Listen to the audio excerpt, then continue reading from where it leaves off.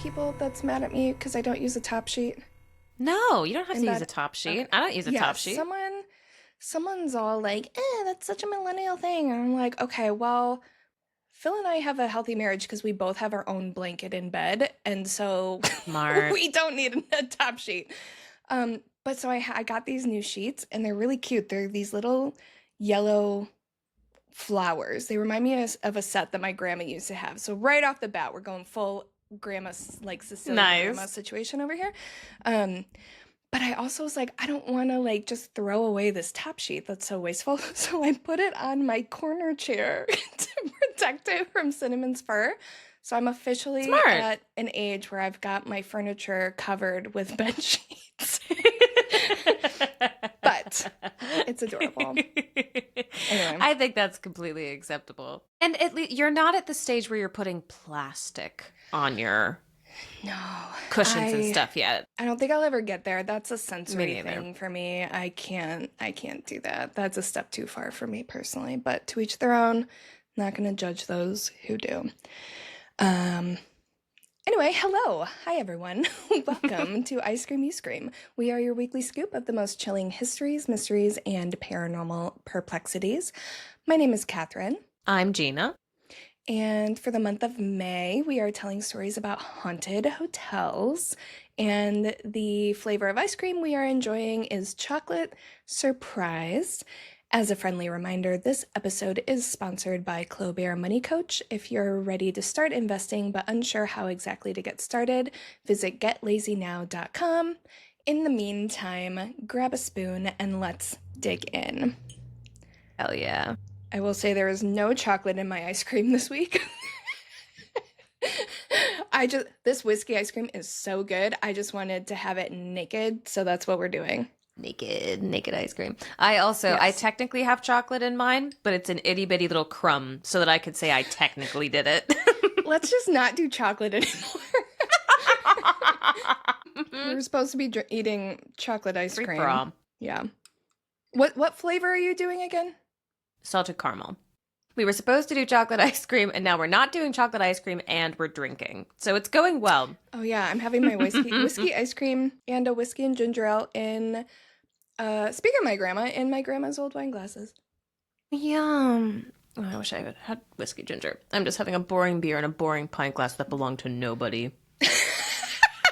That's a lie. I got it at a thrift shop, so it did belong to someone. It belonged to someone. We just don't know them. We can just share whatever story we want to about them. They stank so bad. We just make shit up. They don't know. They smelled really bad, but they could tell a mean limerick. I will say I thought I almost turned this whiskey ice cream into a float using ginger ale. But I was like, sounds good. That's so far from the theme. I couldn't bring myself to do it. Surprise. Literally, chocolate surprise. I'm drinking a whiskey ice cream. Yeah, surprise. There's no chocolate whatsoever, which is the case. But at least I'm eating a dish of ice cream. But how good would this be? Like, instead of a whiskey and ginger ale, it's just whiskey ice cream, ginger ale float. That sounds so good. We have to do that someday. Yeah, that has you and me written all over it. Mm-hmm. Maybe we'll do it next month. Who's to say? Or maybe we'll forget and not do it ever. I hope we don't. We'll remember this at some point. Yeah. When we're editing. And then we'll forget again. Yes, and then we'll forget again. But it'll come back around. Back around. I have something to tell you about something I learned. You. Tell me. I found out that there is an ice cream award in the UK called the Golden Scoop Awards, and it's put on by the Ice Cream Alliance. I believe all of that, and I'm so sad I didn't know this earlier, but also thrilled that you're telling me now. That's fantastic. There's an ice cream alliance. I picture it like, the Magic Circle, like the Secret Magicians Alliance that's not actually a secret. That's how I picture it, and I love it. I'm imagining, like, the Midnight Society. Phil and I have been watching a lot of Are You Afraid of the Dark?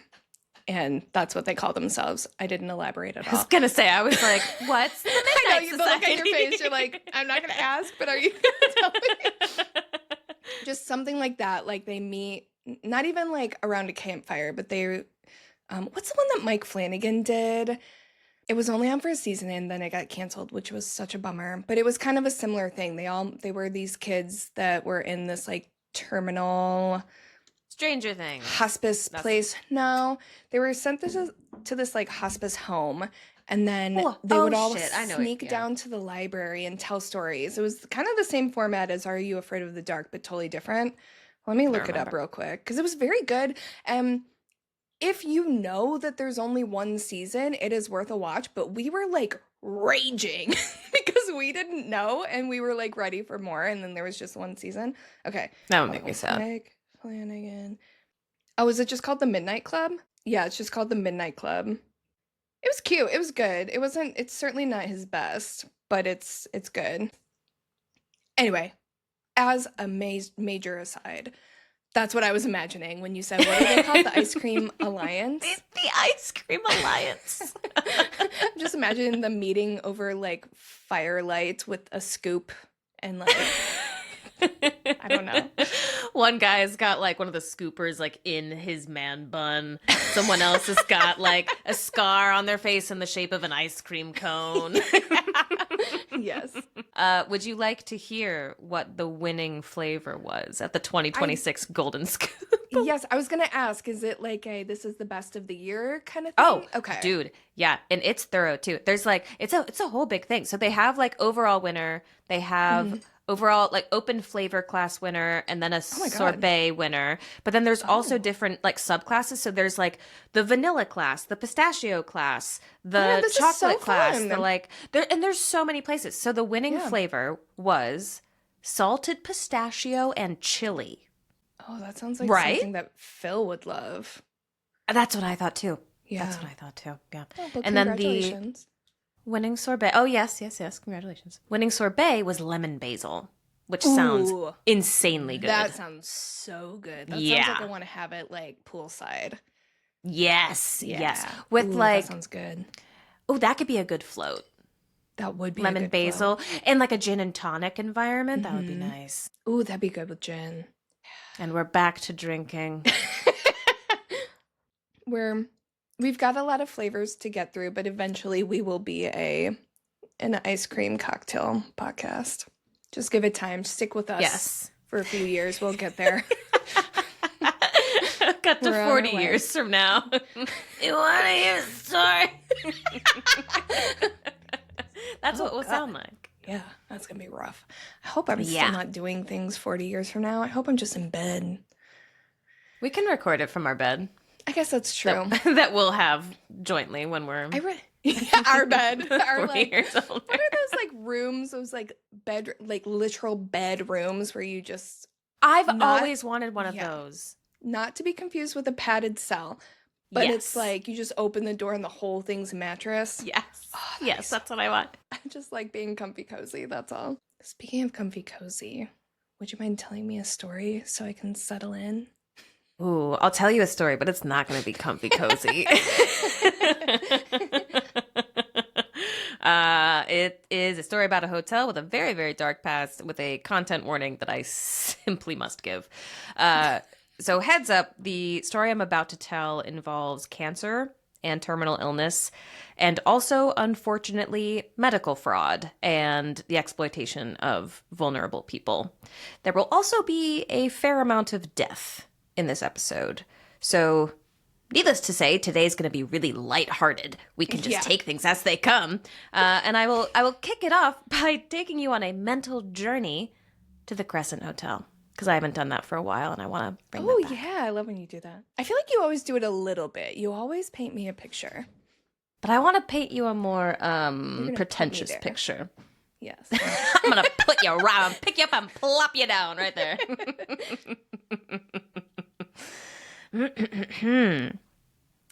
Nestled among the Ozark Mountains in northwest Arkansas, the Crescent Hotel looms over the city of Eureka Springs.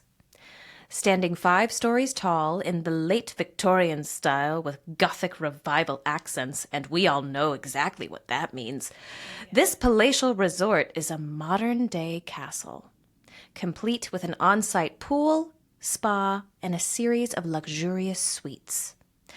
And for its more discerning visitors, it also has ghost tours every single day, where staff walk you through the hotel's history, including its time as a fake hospital.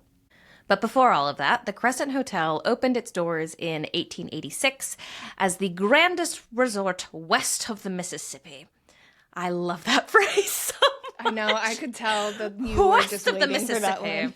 I do really like We it. were It could finally be like the actually west in this episode. Remember? Yes, Last we week we were west in Wisconsin. We're actually farthest crossing west the we've gone. river. Yeah. just Arkansas, but at least we're crossing the river. The Crescent Hotel was purpose-built to act as kind of like a showpiece destination in Eureka Springs because the powers that be had like just built a new railroad line nearby and they wanted people to use it. So like they gave them a reason to, basically, is what the origin story of the building of the Crescent Hotel is. By the point that it opened, Eureka Springs had been marketed as like a healing destination because of its proximity to over 60 natural springs. And this was back when popular belief was that soaking in spring water could cure any malady and like miracle cure type stuff. Hence Eureka in Eureka Springs. Oh, Yes. I didn't know that. Well, I did kind of actually make that bit up, but I'm pretty sure it's true. Like what? Eureka, I'm healed. I think that's the Well, way okay, I- here's my reasoning. Because Eureka Springs had only been open for about a decade by this point, and it was like full on marketed as a spa town. And so I assume that's why they called it Eureka Springs. Yeah. I think it's a fair bet. I think it's Why not? why not? It's our podcast. It's our podcast. The truth is what we make it. Exactly. That is exactly what it is. Yes, and the Crescent Hotel was built specifically for the rich folks who passed through. It was really similar to the Pfister Hotel from the last episode. It catered to the leisure class in the Gilded Age. It had numerous amenities when it opened, including electrical lighting. I did make sure to find that one out. So it did have electricity. Thank you. I was curious. I was not going to ask, but I was going to look it up later if you didn't say anything.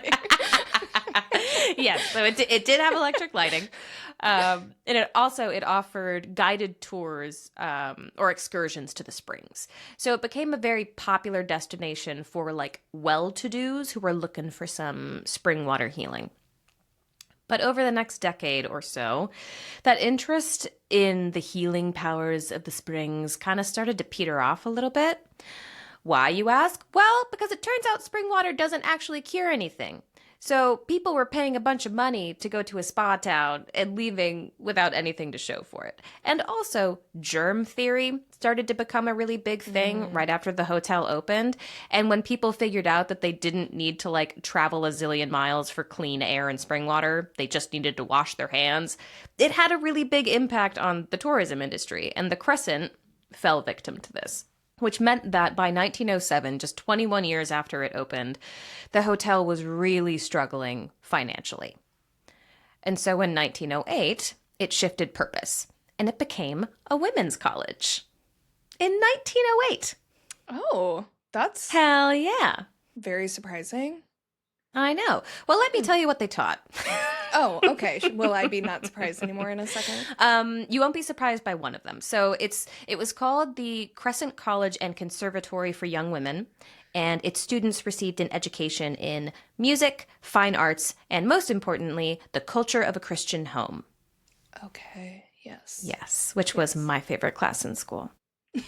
But that iteration of the Crescent also did not last long. By 1924, the college had shut down, and then it did briefly reopen as a junior college in 1930, but 1930 was not a good year for anyone to start a business. So it shut down once again in 1937 as a casualty of the Depression. And that is when it was bought by a guy named Norman Baker. So let's talk about this guy. First of all, he was an asshole. I want to be very clear about that up front. I know sometimes we like let each other kind of figure out whether or not someone sucks through the course of a story. I'll tell you straight up this time, this dude sucks so bad because he was a scam artist. Yeah. You said Norman Baker, and my brain went straight to Norman Bates from Yep. Psycho. Fair. So I love Fair. that you're clarifying right off the bat that that's an okay. I was like, do I feel bad about that word No, we hate him. association? Okay, cool. Fuck that guy. We hate him. And I hate that he sucks as much as he does, because I do love the idea of a con man. At least when it's like in a well, like do. in like a Robin Hood, steal from I the was gonna rich say, kind of cons, or like victimless kind of cons. you love the idea of like the romantic version of a con man, Yes, which can I do. exist. You love like a Bonnie and Clyde type of con man, except when they like hurt actual people. Or like an Ocean's 11 Danny Ocean Yeah. con man. Like Yeah. I know, like a smooth talker, not stealing things from anyone who's gonna miss it, Not that trying to kind of take thing. advantage of anyone Right. unless they deserve it. Yeah. Yes. And sadly, that is not the kind of con man that Norman Baker was. He was a piece of shit. And he bought the Crescent Hotel after being chased out of his home state of Iowa. Okay. Yes.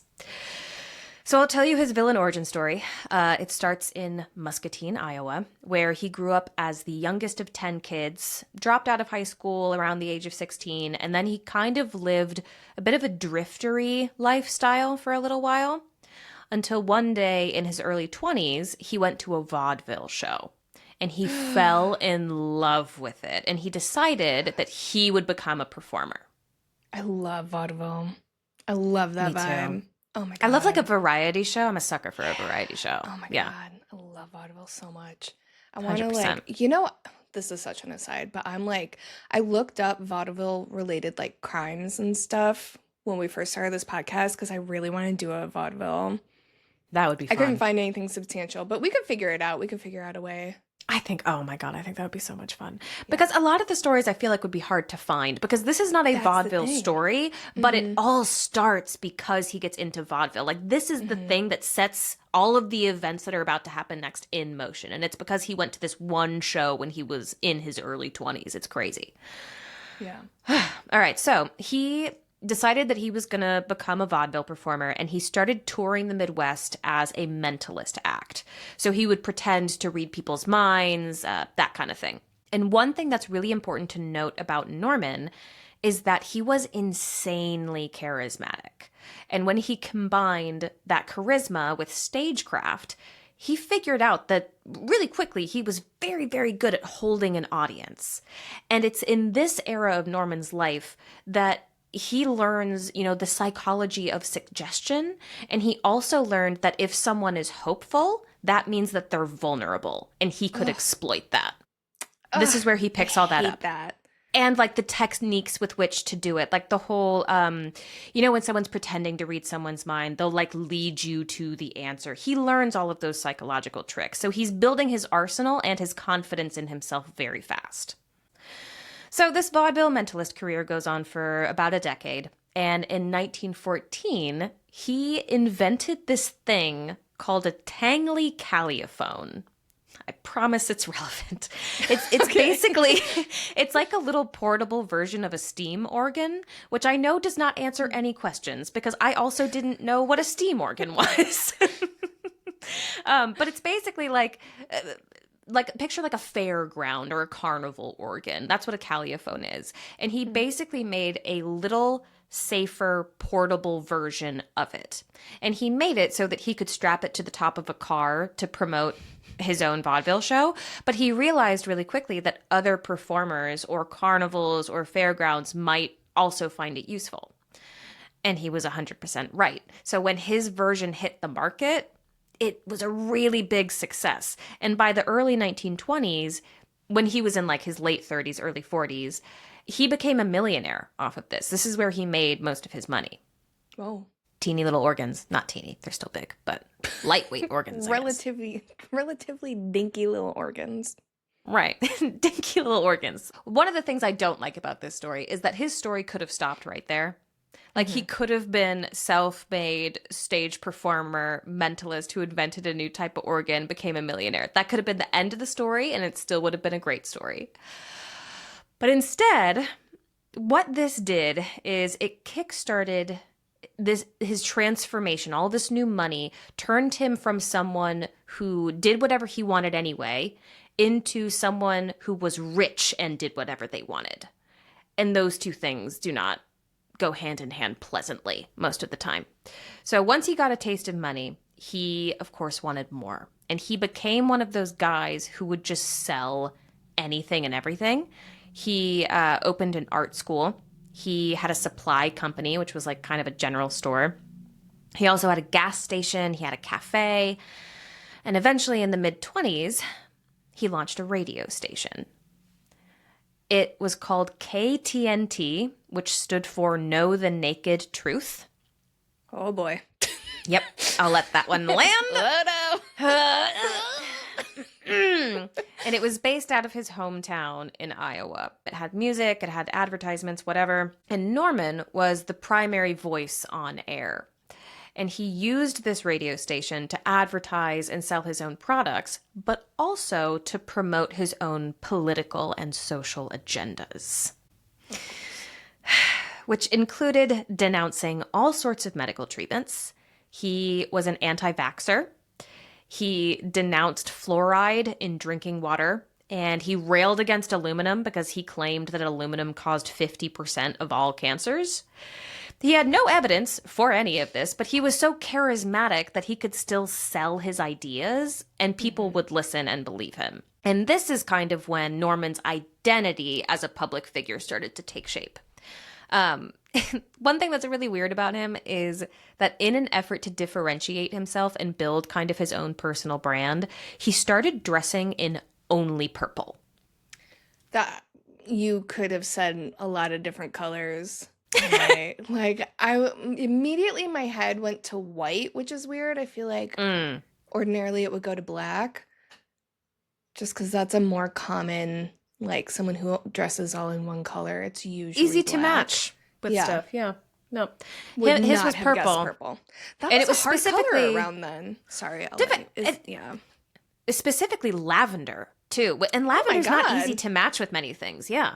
Yeah, and that was not a cheap color to make. And he had purple everything. His suits, his ties, his shirt, his car, everything he had was purple. So much so that he became known as the man in purple. And then also in terms of like his public image or like what people knew about his personality, he was known to be a very grandiose mindset kind of person. He had big ideas about himself and his own abilities, but he was also known to be very thin-skinned and super paranoid. So like very stereotypical, agonizingly annoying rich guy is who he is. This is literally just how they all are. Yeah. So this is why I gave you a warning about how much rage was going to be in this episode. I was anticipating rage, so thank you. I didn't think it was going to be this type of rage. It's a little bit on the nose, yeah. Yeah. So Norman sucked, which of course meant that he was also very litigious. He loved suing people, and he loved having beef with people, especially big corporations. Fun fact about Norman, he had mega beef with AT&T. I mean, me too. Can you guys stop knocking on my door? You're upsetting my dog. You and Norman Baker, anti-AT&T. But he hated them because they were really deep into the radio game back then, and he was convinced that they were part of some like big conspiracy against him. That's one of his whole things, is like it's all a conspiracy against Norman. And he would spout all of this on air on the radio. Like he used the radio as his literal microphone to air grievances against big radio, big blah, blah, blah. And people ate it up. And very predictably, Norman was not content to simply have tons of money and a million businesses and a radio station. No, he eventually got an idea for a whole new money-making venture, which was to offer a cure for cancer. Ugh. Yeah, this is where it starts to get a little bit really very much dark. He opened his own, quote, Baker Hospital in Iowa, so we're not at the Crescent Hotel yet. And he started advertising it by saying he could cure cancer without surgery or painful procedures. And he used his radio station to get this message out there. And at the time, the idea of a painless, non-invasive or surgical treatment for cancer was very appealing. It still is today. But back then, the primary cancer treatments available were very, very invasive and painful. And a lot of the time it included radium treatment, which would leave the patient with like pretty severe burns from, the lasers. Radiation. That's the word I was looking for. Not lasers. Sorry. Wrong time to slip up. I saw your face go like, nope, that's not it. Nope, that's not it. Nope. Sorry. No, it's okay. Yes, they would get very bad burns. And so when people heard that there was a cure available that didn't involve agonizing pain, of course, they wanted to believe that it was real. And so people flocked to Norman. What they didn't know is that his cure was complete bullshit. It consisted of injections where the ingredients were as follows: watermelon seed extract, brown corn silk, carbolic acid, and in certain batches, traces of clover blossoms. What the F? Mm-hmm. Yeah, which made it medically useless against cancer, to put it lightly, but we have to say it. This is like, he's like an essential oils girly. Mm-hmm. Yeah. And the cure, quote unquote, did kind of fool people, especially because of the carbolic acid component to it. Because carbolic acid, when you inject it directly into a tumor, it causes some of that tissue to die. And so a cancerous tumor could seem like it was getting smaller after one of Norman's injections, when in reality, it was just like a cosmetic thing and the cancer was still very much progressing. And for the privilege of this treatment, Norman's fees started at $1,500 back then, which today is around $28,000 or 21,000 pounds. Whoa. For shots that don't fucking work. Now, of course, this really pissed off actual doctors, because not only was Norman giving out bullshit cures to vulnerable people, but he was also impersonating a medical professional. He was claiming to practice medicine while he had no training or certification to do so, and he was causing people to go broke paying for a cure that did not exist. So the American Medical Association got involved, and they did everything that they could to expose Norman as a quack. And Norman responded by using the radio as a mouthpiece to call the AMA the Amateur Meat Cutters Association, and ranting and raving about them on air. He also opened multiple libel and defamation cases against them. He lost every single one, because the things that the AMA were saying about Norman were true. He was practicing medicine without a license, and he had no clue what he was doing when it came to medical care. But that didn't stop Norman from being like, these idiots don't know what they're talking about. Like, we all know exactly the kind of guy Norman was. And the things that are still working now also worked back then. And that's what Norman was doing. Gross. I know. I didn't expect this many, like, parallels. And it's scary. Yeah. And not great. Like, I would love there to be some difference in the way people go crazy after a full century has passed. Yeah, no, not at all. That's upsetting. It is. And the people still flocked to Norman even after the AMA went public with this whole, like, he doesn't know what he's doing thing. And Norman started conducting these huge open-air events in Muscatine, the town where he's from. And thousands of people would gather for, like, mass curing events. Like, I picture, like, a, very evangelical church-style healing where it's, like, everyone in the crowd. And that naturally fed even more attention to this bullshit hospital of his, which by this point was making as much as $100K a month back then, which is now $1.9 million a month or 1.4 million pounds. And this is within like 2 years of him opening the doors. Yikes. I know. Of course, Norman was breaking many, many laws in doing this. And in 1931, the Iowa Supreme Court basically ordered him to stop. And in that same year, he also lost his radio station's broadcasting license because he was committing medical fraud on air. So, yeah, grounds for dismissal, I would say. Norman did wind up doing time for this. And do you want to guess how much time he served? I really don't, Gina. I really don't. I want you to say, but I don't want to know. I'm going to guess like a day and a half.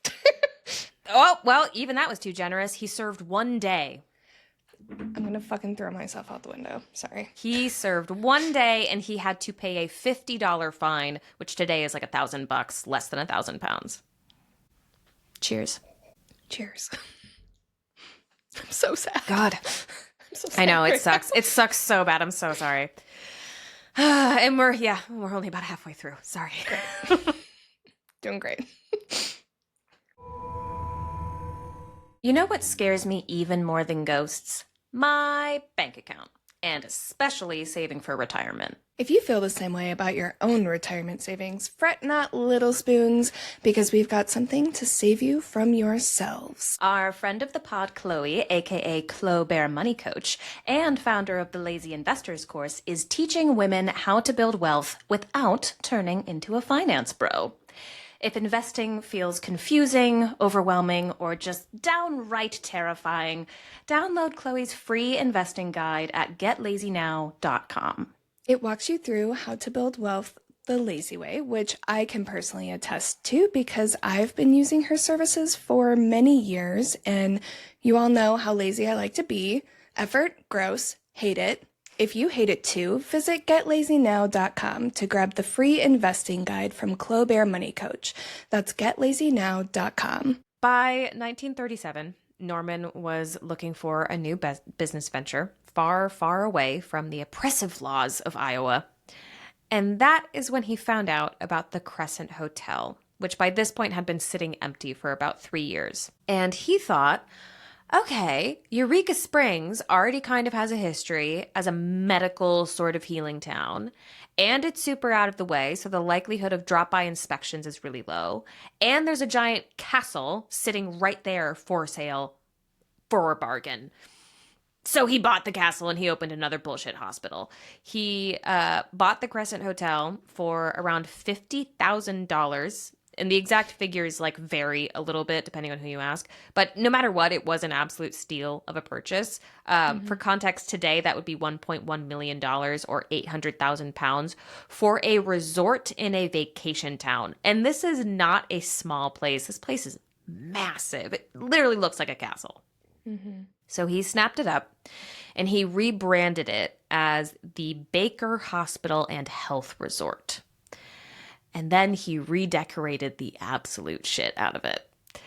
All of its Gilded Age beauty was scraped out, and he replaced it with things more suited to his personal style, which meant purple everywhere, and also yellows and reds, and just colors that did not go together at all and were very garish and clashing. And he, of course, also claimed one of the finest suites as his own personal office and living space, complete with his signature lavender decor, lots and lots of gold, and a 6-sided desk for his 6 businesses.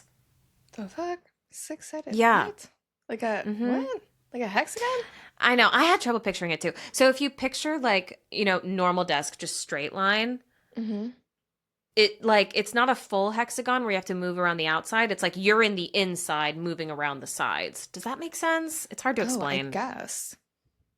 I'll add a picture of it to the video because Interesting. they still have the desk at the hotel. Like you can still okay. see it. Ew. Yes. I know. Yeah.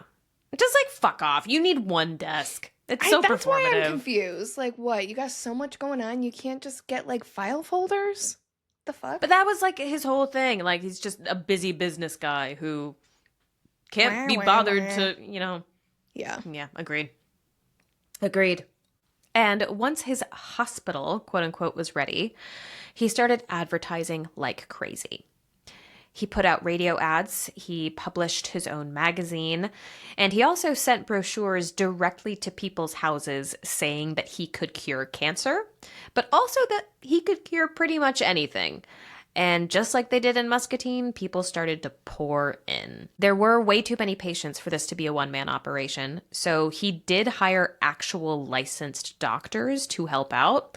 And when the doctors figured out what was going on, like the whole cancer cure thing was bullshit, they did quit. So like staff turnover was really high, but not as high as you would expect. because this was also happening during the Great Depression, when people Yeah. didn't really have many choices about where they worked or how they worked. And so for a lot of them, they were in a situation where they had to choose between their integrity and their family's survival, and the latter won out a lot of the time. Like, it's very sad. Fuck Norman Baker. This guy absolutely sucks. Yeah. And once the patients were in, they got trapped. It was like a cult, very, very cult archetype here. So he would gather the patients in the hotel lobby every day, and he would lecture them about how he was the only one that could help them. All of the doctors outside of here are liars and fakes and are, you've been had by all of medicine, basically. So there was a lot of psychological manipulation and abuse going on, but he also trapped his patients financially, because the hospital would promise people that if their cancer wasn't cured within 3 to 6 weeks, the rest of their treatment would be free, except, of course, for room and board, which you would still have to pay for. Oh, boy. And just like his last scam, that was outrageously overpriced and expensive. And so individuals and families would go broke paying for this place because they believed their loved ones stood a chance there. It was like the only place they thought that they could get treatment that would actually help them. Meanwhile, patients were wasting away without any real treatment. And the treatment they did receive was horrifying. There were those same useless injections that we talked about earlier, but there were also reports of patients being beaten and physically abused. And as patients drew closer and closer to death, they would be brought to a section of the hotel/hospital known as the pain ward. And it was called that because people who were in pain were brought there and left there to die, where no one could hear them. Oh my goodness. What the Mm-hmm. F? Dude, Norman Baker's the devil. Ew. That's Horrifying. Unconscionably, oh my God, so bad. So, of course, death was rampant at this hospital. And when a patient died, Norman would bring them to the hotel's morgue, the hospital's morgue, sorry, that was in the basement. And once he got them down there, he would cut them open, remove the cancerous tissue, and sometimes he would remove other things too. And he would keep this preserved in jars. And we know this because in 2019, a landscaper at the hotel was doing routine maintenance and they accidentally dug up some of these jars and we found human tissue in them. Whoa. Mm-hmm. Yikes. I know. 2019? 19. And I will say, we don't think it was Norman that buried them. We think that it was an exercise they went through in the 60s after the hotel had a different owner. And it was like we'll just, out of sight, out of mind, we'll just bury them. So it wasn't like Norman was trying to hide the evidence. On the contrary, he was very flagrant and open about the horrible things he was doing.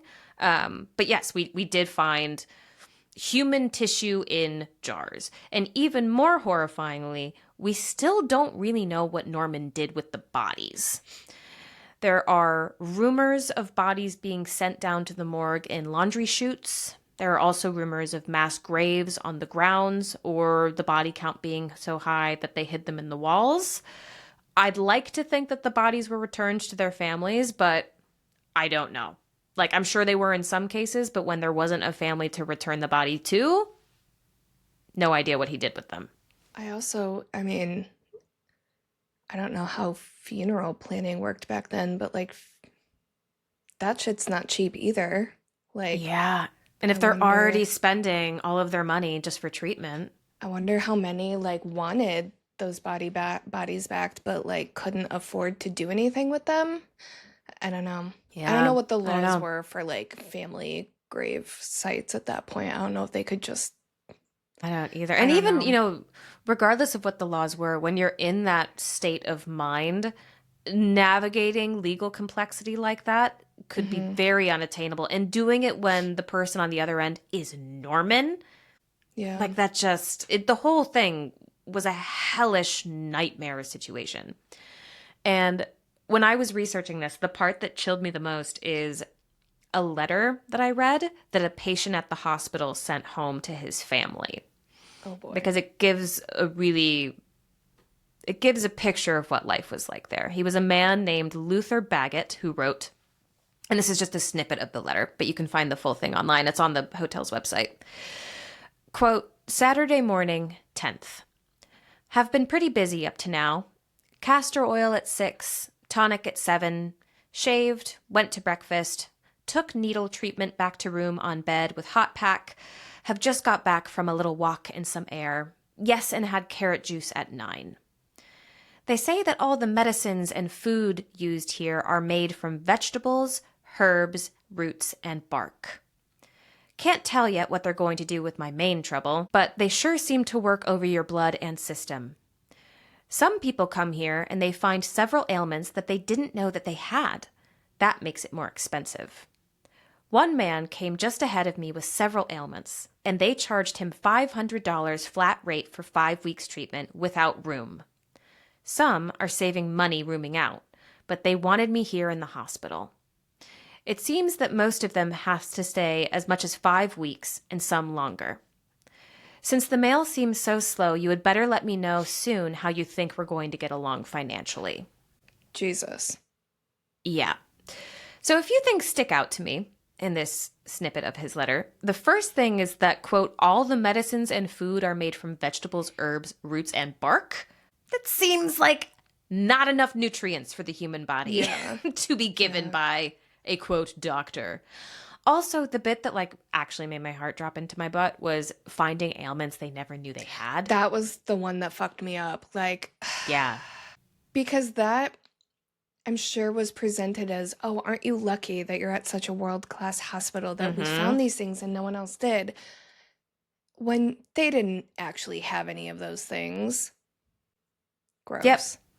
And it was just purely for profit. And there's also like you can sense the financial desperation as well. Oh, like, sure. I don't know how we're going to afford this, but we need to be able to afford it. And one thing that... Let me know ASAP. Exactly. Yes. Yeah. Yes. One thing that I didn't include in this snippet that I just read, but he mentions it a few times, like throughout the contents of the letter itself, is because Eureka Springs and the Crescent Hotel were so far out of the way, the mail was very, very slow getting to the hotel. So a lot of these patients would go for a really long time without being able to talk to their families, which I can imagine just like got them deeper entrenched in this kind of cult function of the hospital. Like they have literally nowhere else to go and no one else to talk to. And so it becomes just a prison. It sounds horrifying. Well, and when you're sick and in pain, you don't understand, you're not thinking as logically as you would be if you weren't, like, suffering, you know? Yeah. So that also, I'm sure, added to it, where it's like, you're not just alone, but you're, like, unbearably vulnerable. Like, you have no choice but to just trust the people who are supposed to know what they're doing. Absolutely. Absolutely. We are at the part where he's about to die, so it will get better, I promise. Okay. Okay. Great. Okay. All in all, Norman wound up having the hospital in Eureka Springs for about 3 years. We do not know how many people died there because of him. We know the number is at least 42, but right before he was eventually arrested, he had his assistants burn all of the hospital's records. So we'll never know the full scope. Yeah, we'll never know the full scope of what he did. That's fucked up. Interestingly, when he was arrested, it was for mail fraud. They're never arrested for what they should be arrested for. Ever. No. In the history of all time and all countries. So apparently, the U.S. Post Office Inspection Service had been building a case against Norman for years by this point. And they wound up getting him because of those brochures he would send to people's houses, the ones where he claimed he could cure cancer, because it is illegal to use the mail to commit fraud. And that's what he was doing. So in 1940, Norman was indicted on 7 counts of mail fraud, and he was ultimately convicted and sentenced to just 4 years of federal prison and a fine of $4,000, which is like just under $100K today and like $70K in pounds. He wound up dying in 1958 on a fucking yacht in Miami, and he died of cirrhosis of the liver. Ugh, gag. I know. I'm so sorry. Awful. But we can go back to talking about the Crescent Hotel now. We don't have to talk about Norman anymore. Let's. As for the Crescent, with the hospital shut down, it once again became vacant. It reopened as a hotel in 1946, but about 30 years later, there was a really bad fire that was caused by faulty wiring. It seems like every haunted hotel we talk about has a fire at some point, and there was one at the Crescent. This one caused extensive damage to the fourth floor. And so the hotel kind of like, it still existed in the 70s and 80s, but it was kind of limping through those decades until 1997, when a couple named Marty and Elise, I think it's Ronick, I'm not sure how to pronounce it, I do apologize, but they bought the hotel and they invested heavily in restoring it to its original glory, which included refurbishing the hotel with Victorian era color schemes, so no more disgusting lavender and yellows and reds. They returned it to its former glory, including historically themed furniture. And the hotel now really embraces the paranormal rumors about it, because as you can imagine, this place is haunted as hell, and they actively market it as a haunted destination. So, I am finally going to tell you about the ghosts of the Crescent Hotel. Many of which, of course, come from the Norman Baker era of the hotel, which is why it was important to know the whole fake hospital story. And perhaps the best known spirit here is a woman named Theodora. She tends to hang out in room 419. And it's said that she was a cancer patient back in the hospital days of the hotel. She's a very gentle ghost, but she's also very strict, like kind of motherly. She doesn't like it when guests are too messy or too loud, but she dislikes it in like a reprimanding you and cleaning up after you way, not in a like make the walls bleed kind of way. You know what I mean? I do know what you mean. When people do see her, she's often described as like she's looking for her keys, like she's trying to get into the room, but like can't remember where she left her keys. And there's a story about one encounter with her that I love, where a couple were staying in room 419, which is her room, and they were arguing with each other a lot. And after a while, the couple both decided to like, okay, we need to take a break from this fight. Let's both step out of the room, both separately get some air, and then we'll like come back later. And when they calmed down and came back to the room, they found both of their suitcases fully packed and sitting by the door. Oh my God, really? Yeah, and the thought is that Theodora was like, take your crappy energy elsewhere. Like, I'm not hearing this all weekend. Get out. You gotta go. Yeah. Yeah. But like so politely, like, I'll pack your things for you, but you do have to go. Yeah. That's fantastic. I love it. People also report seeing a nurse pushing a gurney down third floor hallways before disappearing around a corner. So this, again, we think is from like the hospital era. And of course, lots of people report seeing Norman himself hanging out by the hotel's main staircase. And he's most often identified because he's wearing purple clothes, like Norman always was. But not all of the ghosts at the Crescent Hotel come from its days as a fake hospital. Another very famous presence is named Michael, and it's said that he was one of the original stonemasons that helped build the Crescent. The story goes that he was working on the fourth floor when he slipped and fell, and he eventually landed in what is now room 218. Because I think it was like the hotel wasn't fully built yet, and so like it was, you could fall from floor to floor into like other rooms and stuff. Ouch. I know, yeah. And guests who do stay in that room often report their bed sheets being pulled off of them, Ooh, which is a big. no, that made me thank think you. of the, because that was the Bell Witch, wasn't it? With like the sheet pulling. Oh yeah, that did happen. Oh, that freaked me out so bad. Yeah, I forgot about that. And they also report, as if getting your sheets pulled off your bed was not bad enough, they also hear a pounding coming from inside the walls, and also seeing. You're gonna hate this one. I'm sorry. Seeing I don't wanna. you do not want to hear it. I could tell the people listening. I don't have to tell you. No, you can tell me. I should. A hand come out of the bathroom mirror. I knew you were gonna say the mirror. I know. I'm sorry. Gross. Yeah, A you're not. hand? Yeah. Ugh. I know. Yep. But the ghost party does not stop there, Catherine. There are at least 5 other ghosts seen on the property, including a young woman who allegedly fell from a balcony when the hotel was a college. She now is a big fan of appearing outside the hotel on misty days. She's like the girl in the mist, or the woman in the mist, is how she's referred to. There's also a young boy whose name is Breckenridge. Sure, why not? AKA Brecky. And there's like competing rumors about this kid. It seems to be the most common rumor is that he was the like dean of the college's son. And he very much likes, like bouncing balls around the hallways and lobby and stuff. So like if you see or hear someone playing, but no one is there, it's like probably Brecky. And there's also a cat ghost. Okay. His name is Morris. Morris. Morris the cat ghost. He lived on the grounds for years before passing away in 1994, and guests and staff both report feeling like the brush of a cat against their legs in the lobby. So it's like he's greeting people as they come into his home. Wait, that's so sweet. I know, Oh, I love it. that. Yeah, me too. Oh. And that's kind of it. That's the Crescent Hotel. Well, damn. I knew it was a hospital of some sort. I didn't know it was like such a corrupt, fraudulent thing. I thought they were just a hospital that didn't do very well. I didn't think it was like straight fraud. That's upsetting. It is deeply upsetting. And I do want to learn more about the actual doctors who worked there.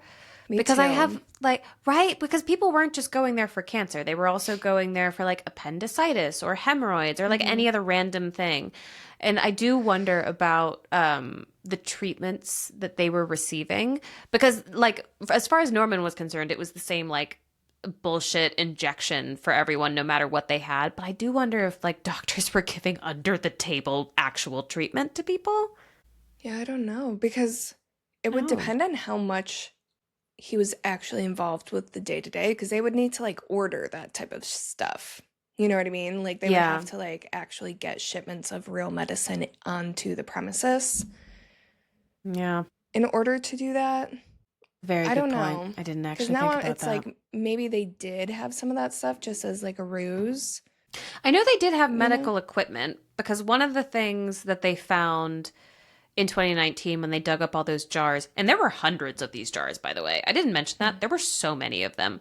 They also found like bone saws and things like that. Oh my God. Yeah. Bone saws? Doesn't make it better, but That makes it so much worse.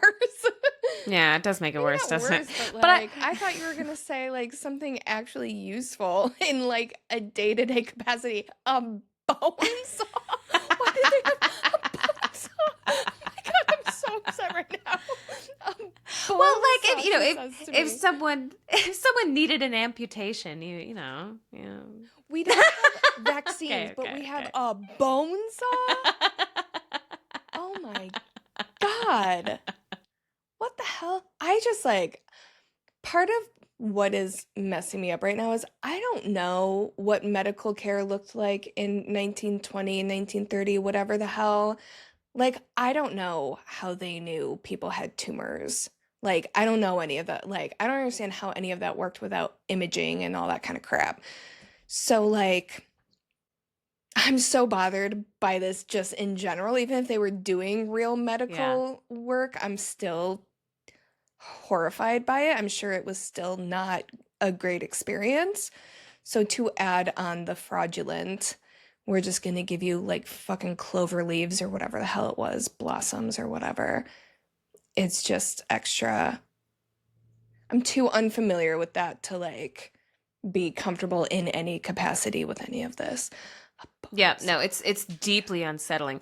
And it's weird because well, the whole like he didn't get got for this for so long. Like he got, and even when he did finally get quote brought to He still justice, no, didn't. he wasn't. Yeah. And the whole yeah. like reason why, like there's still kind of Norman Baker apologists to this day who say like, Yeah, well, I the bet reason there why he are. wasn't, one of the reasons they give is because Eureka Springs was kind of on like an economic downturn when Norman Baker came in because of the whole germ theory thing, and it was the 30s, so no one was Don't tell traveling me and he blah blah blah. brought He commerce. revitalized the area is like one of their big things. So it's unsettling on so many different levels that I wish we gross. couldn't still relate to, but we I can. know. I'm trying so hard not to say so many things. I know. I'm sorry. I didn't realize that's what this was going to be. All I knew was that conman plus hotel. And I was like, yes, that's a Gina story. That And then I sounds started like a researching vibe, it and yeah. just, right? I was misled. I was bamboozled. I was Yeah. conned. You were lied to. I was lied to. Yes. Yeah, so I'm sorry. Yeah, well, I mean, I wish I could say love to that story. Yeah, no. Yeah, that's horrendous. I've always been fascinated with the Crescent Hotel. I know that it is pretty unanimously discussed as like an incredibly deeply haunted hotel. But I didn't know the background of it, and I've always wanted to stay there, and now I kind of don't. This is one where I'm like, I don't know if I ever want to go there. Would you go? Would you stay there? Would you want to? I would go there with you because I feel safe with you. I wouldn't want to go with someone who wasn't in tune with their like intuition and the paranormal Yeah. side of the world. You know what I mean? Like I Yeah. wouldn't want to have to go through any of that alone. You know what's so funny is my reaction's kind of the opposite. I feel like the only way I'd be comfortable is if I went by myself Oh gosh. and Wow. like had space to just like mostly leave if I wanted to, but So I don't know. brave. I feel like I would get too overwhelmed if I was with people in an environment like that. So therefore, I just don't want to go at all because I wouldn't want to go alone. You know what I mean? Yeah. Yeah. That's kind of yeah. where Well, I'm. how about we just don't go? We don't have to go to this one. No, nobody's making us go. We don't I'm need to. surprised that this is another, there are very few places we've talked about that I've been like, ooh, I have no interest in going there. I think the only other one was the Cecil, which mostly had to do with the mold. Like that place definitely has a bad mold problem. Yeah, I don't think the Crescent does. I will not say the Crescent has a mold problem. It's a very nice. It's considered a luxury hotel. It's very nice. Yeah. I also don't think I realized that it was so many other things. I thought it had been a hotel for just, it was just the hospital and then, oh wait, did I hear that correctly or am I thinking of his original location? It was a college. It was a hotel and That's then what a it was, college yes. and then a hospital. Yeah, and then a hotel And again. then hotel again. Yeah, I didn't realize it was that other stuff. I thought it was built to be a hospital that closed and then was a hotel. I didn't know there were other things too. So that's a lot of different energy. That's a creepy thing too. Like hospitals I find very unsettling. And so any kind of haunted hospital, I'm not there. I wouldn't want to be alone. Yeah, I know that that's definitely one I definitely don't question people being like, I know people are very afraid of hospitals, just even present day up and running, they can sometimes have very negative connotations, especially in that era of wherever we are now, where we like, there's still a lot to discover and figure out, but like we can see things and do things that we never could. Before it was just like, man, you got a hack job and then like went on your way. Yeah, actually, I just remembered something that I do want to say about the whole were they receiving actual treatment thing. I completely forgot about this. So I watched an interview with I believe he was a pathologist who did the analysis of the stuff they found in the bottles where they found it was human tissue. It's like the guy who actually ran those tests on that like tissue stuff in 2019 or immediately after. And he said that based on what they found in the bottles, he gave a longer explanation that I'm going to be able to, but essentially there's evidence that they were receiving real actual treatment that we would still use to this day because what they found like, in the tissue. There wasn't medicine in the tissue, but it was the way the tissue was. It was the tissue was from a bed sore, and it had traces of like it wasn't medicine, but it was like antiseptic, which I guess is medicine, like kind of a cleaner stuff in it that suggested that it was like a very routine, this is something a doctor would do, and this is like how even today we would handle and treat this kind of wound. So I just want to say that because I totally forgot about it, and it's an important point. Yeah. I do want to give a quick rebuttal and say, why the fuck were they leaving these patients to get bed sores? Well, Like, that's another thing. Yeah, yeah, no, it's not good. No, but yeah, like today, for example, like we have like all of this was before, and I'm not defending it, but this is just yeah, like what he said is like back then they literally did not have like a lot of the technology that we do now to remind us when patients need to be turned, and they also didn't have a lot of yeah, the understanding of like how to do it and like ways to prevent these things from happening. So it was like his yeah. whole thing was like they were giving them the best treatment for this specific thing that was available at the time. So there's a lot of Okay. caveats within that, but they were Yeah. still receiving some form of actual treatment. It's just that the treatment was like, I'll put some like alcohol on your wound so it Right. doesn't get infected. You know, it's not. Yeah. No actual cures were being given. That's the thing. Yeah. Treating something versus like Yeah, curing something and actually taking care of someone. Because that's also one of those things like that could have been as simple as it's going to cost us more money uh, if we don't like put this quick band-aid on this little problem while we're pretending to, you know what I mean? So like yeah, maybe they were actually treating things and maybe they were just like, well, the whole operation was shitty. bad. I was going to say maybe they were just shitty, but it definitely was bad, but regardless, still a question mark on whether or not these patients were actually getting any type of care. And So even if it apologies was, it's for. like gross. Yeah, sorry, Agreed. this was a dark one. Don't you Yeah, hate the dark sorry. ones when you don't know how dark they're gonna be? And when you get too far into the research process Yeah, to you back can't out change it. and you're Yeah. like committed to it now. Yeah. I'm sorry for putting that in your brain. Do you have something to put in my brain? I do. I have a Okay. really gentle, Perfect. That sounds like exactly light what we thing need. that we're gonna do real quick. It's a quick one. I figured we'd do a. So I was going to do what you did last time, and I really love the idea of getting, Reddit stories with ghosts and hotel ghosts and stuff and keeping it on theme. But I decided not to because you did warn me that this was a dark one. And I already knew this was a little bit of a dark one. So I was like, all right, if she's warning me, then I need to come prepared for something else. So we're going to do another telepathy test. Gosh, okay. And what we're We're going to so do, historically good at those. yes, I want to redeem myself from that horrendous display I presented when we played Medium. So I'm going to give you some options. I have this tarot deck that you so selflessly gifted me, Nice. and I'm going to draw a tarot card, and you're going to guess which one I draw. I'm going to give you the option of just major arcana if you want to, or we can do the full deck. It's up to you.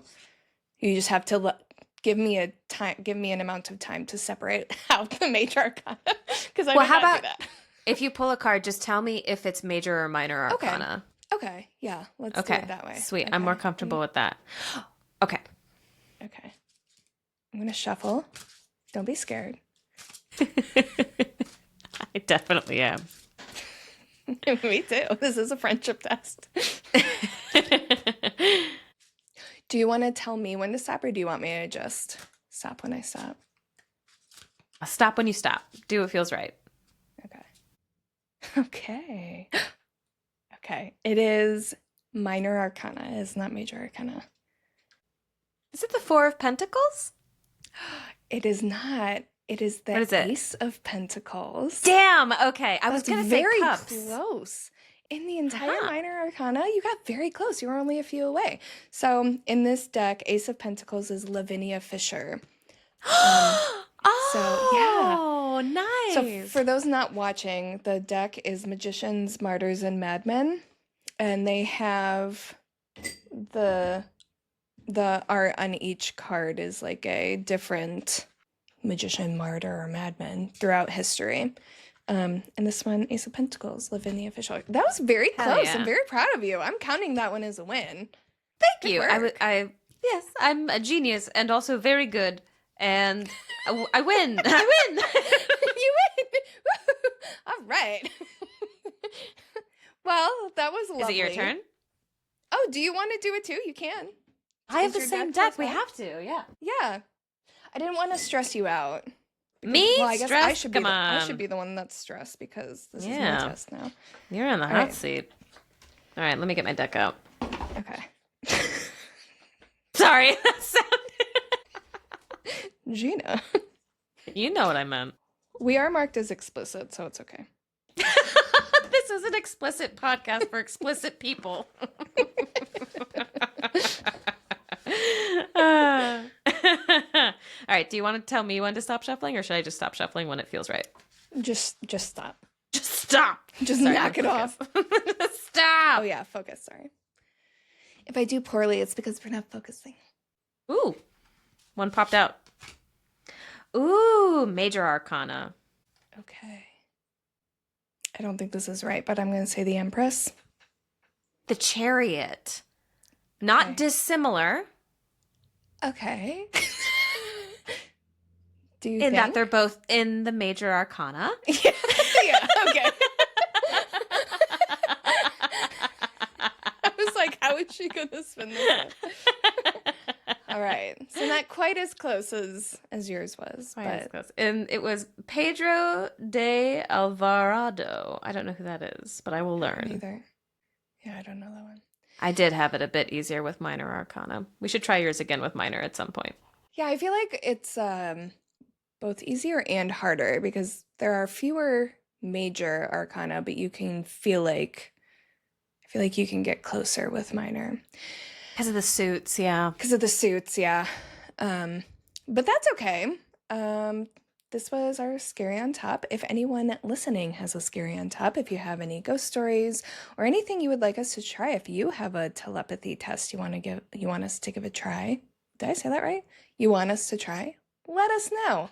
iscreamyouscreampod@gmail.com.